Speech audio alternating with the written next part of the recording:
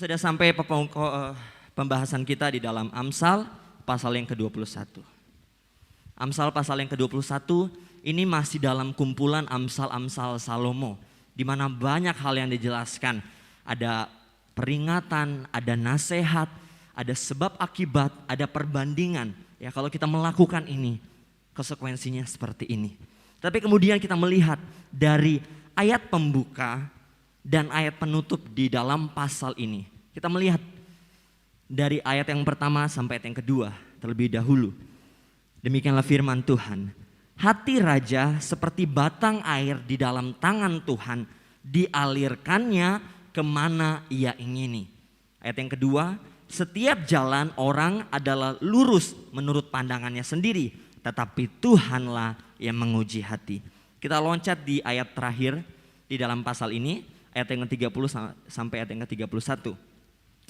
Tidak ada hikmat dan pengertian dan tidak ada pertimbangan yang dapat menandingi Tuhan. Kuda diperlengkapi untuk hari peperangan, tetapi kemenangan ada di tangan Tuhan. Ya, dari ayat-ayat yang kita baca di pagi hari ini, ya, ada yang tersirat, yaitu bagaimana di dalam seluruh aspek kehidupan kita itu semuanya ada di dalam pengendalian tangan Tuhan, ada dalam kekuasaan tangan Tuhan. Ya, Tuhan di atas segala-galanya, tidak ada yang dapat menandingi. Tuhan lebih tahu apa yang harus dia lakukan. Ya, Bapak Ibu Saudara yang dikasih Tuhan, segala sesuatu boleh kita lakukan, segala sesuatu boleh kita kerjakan dengan kemampuan yang kita miliki. Tetapi yang terpenting kita harus menyadari bahwa segala sesuatu yang kita lakukan itu ada dalam pengendalian, di dalam kekuasaan tangan Tuhan. Oleh sebab itu pagi hari ini saya mengangkat judul tema, yaitu lakukan bagian kita. Ayat pokoknya yaitu dalam Amsal 21 ayat yang ke-31 yang tadi sudah kita baca bersama. Kuda diperlengkapi untuk hari peperangan, tetapi kemenangan ada di tangan Tuhan. Ya, dari ayat ini kita melihat ada dua hal yang ditegaskan. Apa yang menjadi bagian manusia dan apa yang menjadi bagian Tuhan. Bagian manusia adalah mempersiapkan diri dengan sebaik mungkin, mempersiapkan diri dengan sedemikian rupa. Sama seperti prajurit pada zaman dahulu yang mempersiapkan kuda untuk memasuki hari peperangan. Dan bagian Tuhan, dia memegang kendali, memegang kekuasaan. Untuk apa? Dia mengambil keputusan untuk kemenangan itu dapat diperoleh atau tidak di dalam peperangan tersebut. Kuda diperlengkapi, itu artinya ada persiapan, ada pelatihan, ada perencanaan untuk kekuatan. Dan tidak lain dan tidak bukan. Untuk apa? Untuk memperoleh kemenangan. Tentang kuda sama-sama kita melihat pada zaman dahulu kuda itu digunakan dalam peperangan. Ya, itu ada ayat-ayat yang sudah saya catat. Ya, di mana kuda itu diperlengkapi untuk hari peperangan. Dan para penunggang kuda juga dipersenjatai dan didisiplinkan. Pada zaman Salomo, bahkan raja-raja Israel, sekalipun mereka menggunakan kuda dalam peperangan. Pada zaman dahulu, peperangan itu dapat ditentukan dengan menimbang jumlah kuda yang digunakan saat berperang. Jadi sehingga jumlah kuda yang banyak, maka itu dapat dipastikan bahwa dialah pemenangnya. Tetapi Nabi Yesaya di sini mengingatkan dalam Yesaya 31 ayat yang pertama, dikatakan seperti ini. Celakalah orang-orang yang pergi ke Mesir minta pertolongan, yang mengandalkan kuda-kuda, yang percaya kepada keretanya yang begitu banyak. Ya, di sini ditegaskan, celakalah orang-orang yang pergi ke Mesir minta pertolongan, yang mengandalkan kuda-kuda, yang percaya kepada kereta-keretanya yang begitu banyak. Ya, manusia itu dapat mereka-rekakan kemenangan dengan apa yang kemampuan dia miliki, dengan skill yang dia miliki, dengan peralatan, dengan persenjataan yang dianggap mereka bisa menentukan kemenangan mereka. Dalam hal ini yaitu kuda penunggangnya. Namun sehebat-hebatnya kuda-kuda mereka, secakap-cakapnya penunggangnya, bagaimanapun juga kemenangan dan keselamatan itu ada dalam tangan Tuhan. Amin.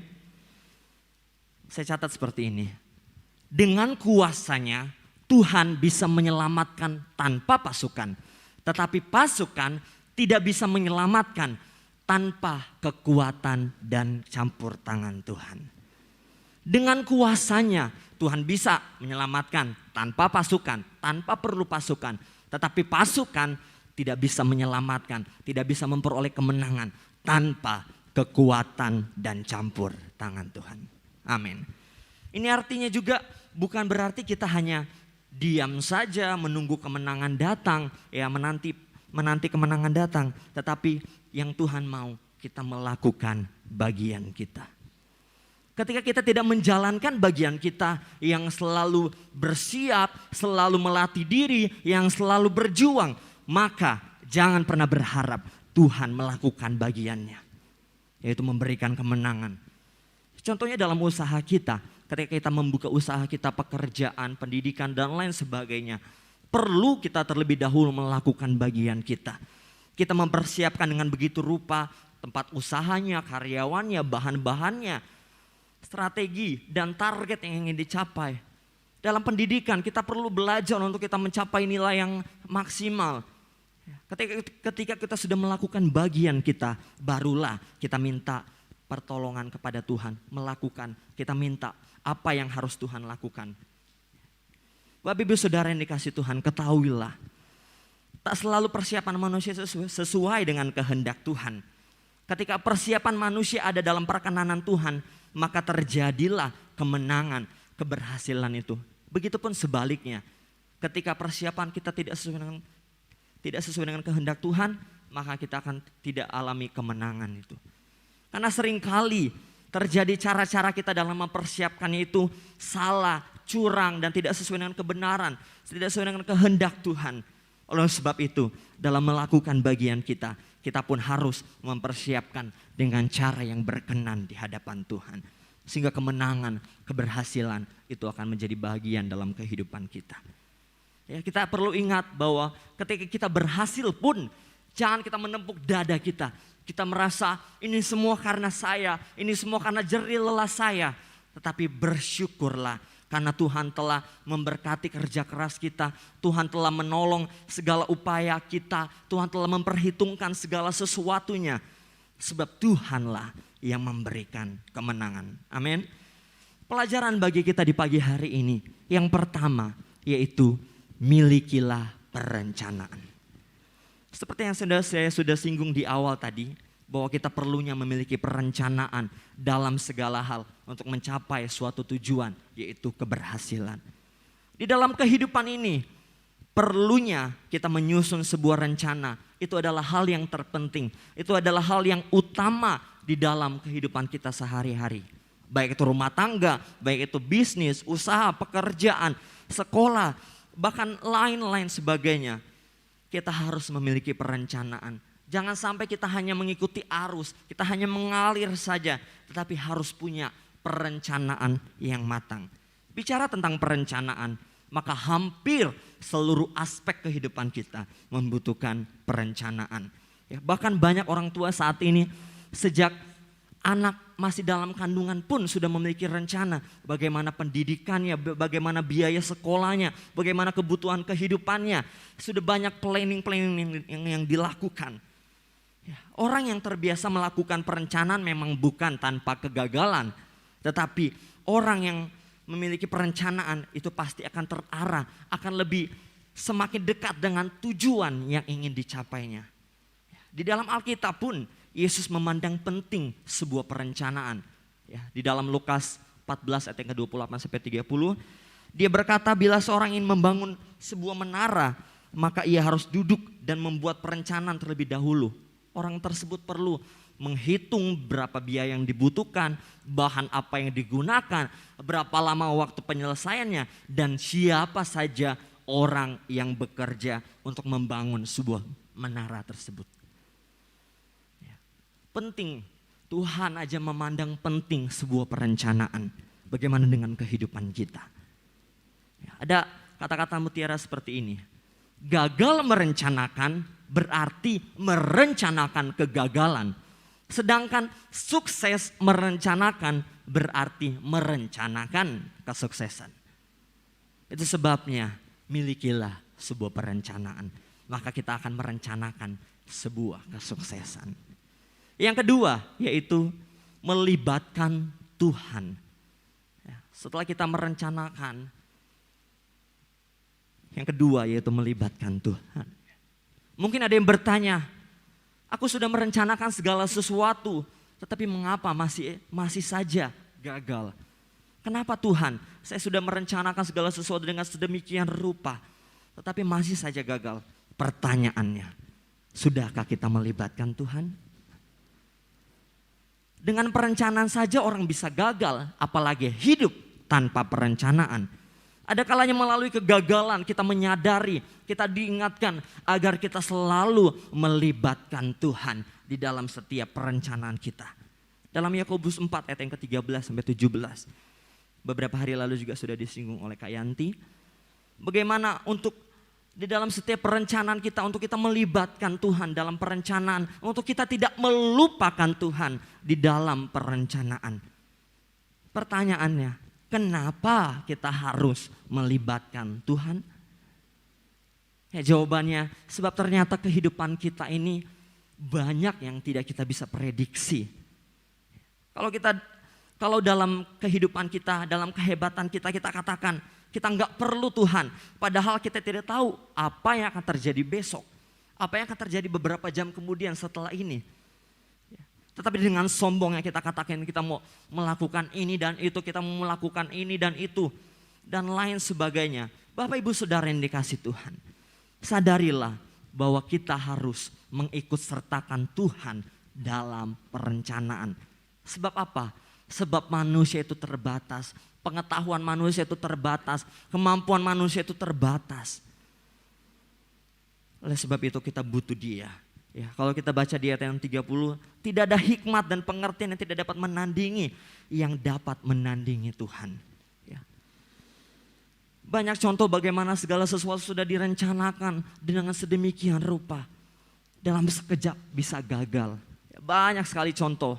Ya, mungkin ketika corona datang kita sudah merencanakan jauh banyak.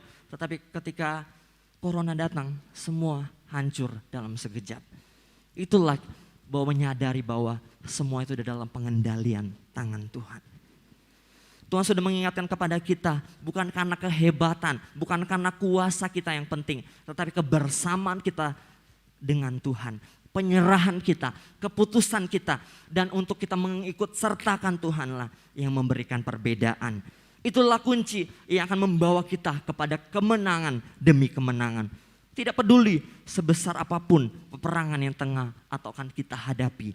Percayalah bahwa Dia melakukan bagiannya jika kita memilih untuk melibatkan Tuhan. Itu untuk kita mengikut sertakan Tuhan dalam peperangan, dalam pergumulan yang kita sedang atau akan kita hadapi. Ya, di mana kita menyertakan Dia dalam doa kita, di dalam pengharapan kita kepada Dia. Sebuah hidup yang mengalami penyertaan Allah hanyalah hidup yang berpusat kepada Allah. Seringkali banyak manusia hari-hari ini terus mereka menggunakan tenaga mereka, menggunakan otak mereka, menggunakan harta yang mereka miliki ketika menghadapi permasalahan. Ini tidak salah ya, namun masih kurang tepat. Di dalam membuka usaha kita diperlukan tenaga, diperlukan ide-ide, diperlukan strategi, diperlukan harta dan lain sebagainya. Namun yang terpenting dari semuanya itu haruslah kita melibatkan Tuhan di dalamnya. Perencanaan yang matang, yang baik tanpa melibatkan Tuhan adalah nol besar. Sama dengan nol besar. Ya. Nabi Yeremia pun menasihatkan kepada setiap kita untuk kita terus mengandalkan Tuhan. Yeremia 17 ayat yang ke-7, diberkatilah orang yang mengandalkan Tuhan, yang menaruh harapannya pada Tuhan. Sering terjadi dalam kehidupan ini, kita lupa sehebat apapun yang kita miliki, baik itu kemampuan kita, pengetahuan kita, kekayaan kita, tenaga kita, semua itu terbatas. Sampai nanti pada satu titik kita baru menyadari bahwa semua yang kita andalkan itu tidak mampu lagi memberikan solusi, memberikan jawaban kepada setiap kita. Kalau kita perhatikan juga di sisi lain, Tuhan itu punya kuasa yang tidak terbatas. Jika demikian kita menyadari, tapi pertanyaannya, mengapa kita tidak beralih mengandalkan Tuhan? Mana yang lebih baik, mengandalkan kekuatan manusia yang terbatas atau kekuatan Tuhan yang jelas-jelas tidak terbatas? Ingatlah, semua itu berpusat kepada Tuhan. Roma 11 ayat yang ke-36. Sebab segala sesuatu dari Dia dan oleh Dia dan kepada Dia. Bagi Dialah kemuliaan sampai selama-lamanya. Tuhan punya kekuasaan tertinggi dari segala sesuatu. Dan dengan mengandalkannya kita mampu berbuat lebih jauh melebihi keterbatasan kita. Kita dapat menembus keterbatasan kita. Kita dapat melampaui kemustahilan. Bersama dengan Tuhan kita melakukan hal-hal di luar kemampuan kita. Bersama Tuhan itu terletak kemenangan sejati. Jika kita merasa memiliki banyak kekurangan, jangan merasa rendah diri, terburu-buru menyerah. Ingatlah bahwa kekuatan kita sebenarnya itu ada bukan di tangan kita, namun semua itu dalam tangan Tuhan. Satu pesan penting, andalkan Dia. Dan alamilah pengalaman-pengalaman yang akan mencengangkan kita. Yang akan membuat kita terpesona. Yang akan membuat kita kagum, takjub akan Dia. Tuhan menawarkan hal-hal yang luar biasa kepada orang-orang yang setia mengandalkan Dia. Lebih dari apapun. Inilah berkat yang diterima bagi orang-orang yang melibatkan Tuhan. Yang mengikut sertakan Tuhan. Yang mengandalkan Tuhan. Kita masuk dalam kesimpulan. Kekuatan manusia itu terbatas, tetapi kekuatan Tuhan itu tidak terbatas. Kemampuan manusia merencanakan segala sesuatu itu terbatas. Ya, tadi saya sudah katakan bisa dalam sekejap Tuhan rubah. Tetapi keputusan Tuhan memberikan kemenangan itu tidak terbatas. Amin. Karena Dialah yang memegang kendali kehidupan kita. Dia yang berkuasa sehingga Dia dapat melakukan jauh lebih dari apa yang kita sudah rencanakan. Apa yang sudah kita pikirkan.